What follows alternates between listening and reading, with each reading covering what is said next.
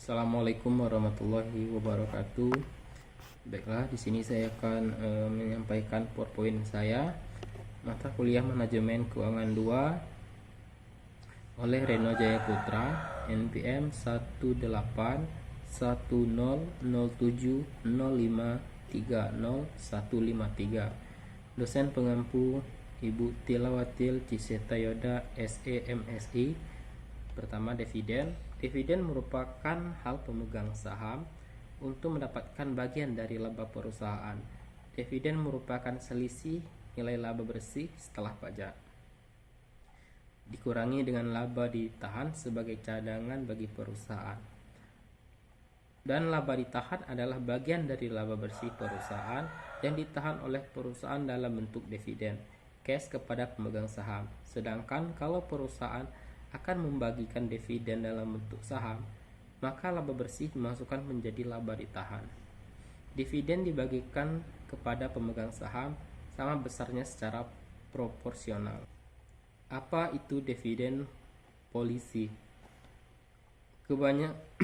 Kebijakan yang digunakan untuk: pertama, menentukan berapa banyak laba yang harus dibayarkan kepada pemegang saham. Kedua, berapa banyak yang harus ditahan kembali. Di sini ada jenis dividen. Jenis dividen terdapat beberapa jenis. Pertama, dividen tunai, dividen saham, dividen properti.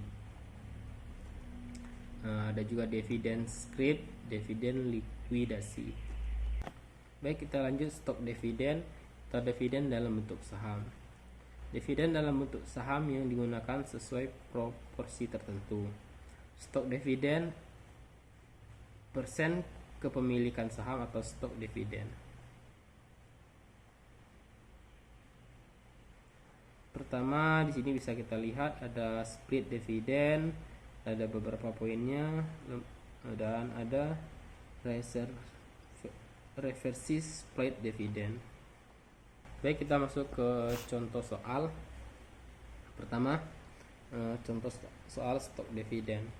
Diketahui struktur modal PT Miami sebagai berikut. Saham biasa 4.000 atau 1.200 sama dengan di sini 12.000 kali 1.200 kali 4.000 menjadi dapat hasilnya 8.000. Agio sahamnya 27 juta, laba ditahan 25 juta. Dari hasil tersebut dijumlahkan menjadi modal sendiri, totalnya sama dengan 100 juta. Baik, jika perusahaan melakukan stok dividen sebesar 20% dari lembar saham biasa, sedangkan harga saham per lembar 8.000, tentukan struktur modal baru setelah dilakukan stok dividen dan berikan analisisnya. Stock splits atau 6 to 3, tentukan struktur modal baru setelah stock splits dan berikan analisisnya. 6 ke 3. Reversi splits 2 to 5, tentukan struktur modal baru setelah reversi splits dan berikan analisisnya. 2 ke 5. Ini adalah contoh soalnya. Baik, kita lanjut menjawab. Stok dividen sebesar 20% dari lembar saham biasa, sedangkan harga per lembar saham 8.000. Tentukan struktur modal baru setelah dilakukan stok dividen dan berikan analisisnya.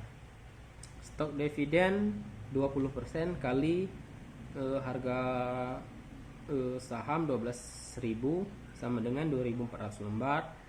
Saham biasa 4.000 kali 2.400 tambah 1.200 sama dengan 57.600.000. Oke, saham 27 juta tambah 2.400 yang kurung 8.000 kurang 4.000. Di sini 27 jutanya kita turunkan 9 tambah 9.600.000 dari hasil pengkalian dan pengurangan di atas. Laba ditahannya menjadi 25 juta kurang 2.400 1.400 kali 8.000 sama dengan 5.800. Lanjut, struktur modal baru PT Miami adalah sebagai berikut. Saham biasa 4.000 kali 14.400 per lembar, yaitu sama dengan 57.600.000. Agio saham sama dengan 36.600.000, laba ditahan 5.800.000. Jumlah modal sendiri menjadi 100 juta. Jawaban untuk B, stock splits 6 to 3. Tentukan struktur modal baru setelah stock splits dan berikan analisisnya. Langkah stock splits 6 to 3. A per B atau 6 per kali jumlah lembar, 6 per 3 kali 12.000 untuk harga saham per lembar. B ke A kali nilai nominal 3 per 6 kali 4.000. Jadi struktur modal baru PT Miami adalah sebagai berikut. Saham biasa 2.000 atau 24.000 per lembar. Agio saham 27.000, laba ditahan 27 juta, laba ditahan 25 juta. 48 juta ini dari 28.000 kali 2.000. Jadi jumlah modal sendiri menjadi 100 juta. Analisisnya, jika perusahaan melakukan stock split 6 to 3, maka jumlah lembar saham bertambah menjadi 24.000 per lembar, sedangkan nilai nominal saham akan berkurang menjadi 2.000 per lembar. Lanjut, jawaban stock reversi split atau reversi split 2 to 5. Tentukan struktur modal baru setelah reversi split dan berikan analisisnya. Baik, di sini stok reversi sampai split 2 to 5, 2 ke 5. Sini A per B 2 per 5, B per A 5 per 2. Jadi masing-masing itu dikali A per B kali jumlah lembar, 2 per 5 kali harga saham, B ke A, B per A kali nilai nominal 5 per 2 kali 4.000. Sini mendapat dari 2 per 5 mendapatkan hasil 4.800. 5 per 2 kali 4.000 menjadi 10.000. Jadi struktur modal baru PT Miami adalah sebagai berikut. Saham biasa 10.000 atau 4.800 per lembar. Agio saham, laba ditahan, jumlah modal sendiri. Jadi agio saham 27 juta, laba ditahan 25 juta. Jadi jumlah dari keseluruhan ini ditambah. Baik, untuk analisisnya, jika perusahaan melakukan stock reversi splits 2 to 5, maka jumlah lembar saham berkurang menjadi 4.800 lembar, sedangkan nilai nominal bertambah menjadi 10.000 per lembar. Baik, di sini ada alat ukur berkaitan dengan dividen. Alat yang digunakan untuk menunjukkan besarnya keuntungan per lembar saham, DPS, total dividen, total saham beredar. Contoh, ini contohnya bisa kita lihat, itu dividen per share. Oke, contohnya bisa kita baca sendiri di sini. Kita lanjut, dividen yield, alat yang digunakan untuk menilai kerja saham. Y sama dengan DPS atau harga pasar saham. Lanjut, dividen payout ratio atau DPR adalah perbandingan antara dividen per share DPS dengan earning per share EPS. Oke, kita lanjut contoh DPR.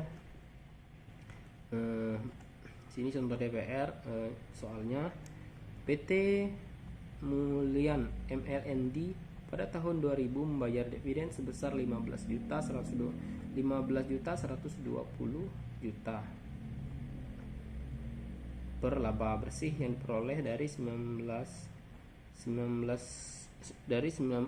diperoleh sebesar 92 juta.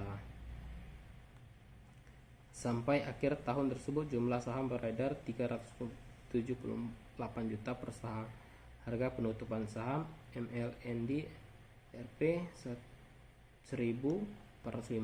Berapakah besarnya DPR? DPS total dividen atau saham beredar, EPS EIT atau total saham beredar. Jawabannya di sini dari DPS 15 juta 120 bagi 378 juta dapat 40. EPS nya 92 juta 776,442 92 juta 776,442 bagi 378 juta dapat 240 juta. Oke, lanjut di sini kita lanjut keputusan manajerial. Seberapa besar dividen dapat dibagi ke pemegang saham tanpa mengganggu sumber pembiayaan internal. Di sini ada beberapa poin. Nah, kita lihat sendiri. Kebijakan dividen terbagi beberapa poin. Pertama ada kebijakan dividen stabil atau stable dividend per share policy. Kebijakan dividen payout ratio tetap atau constant dividend payout ratio policy. Kebijakan kompromi atau compromise policy. Selanjutnya kebijakan dividen residual atau residual dividend policy.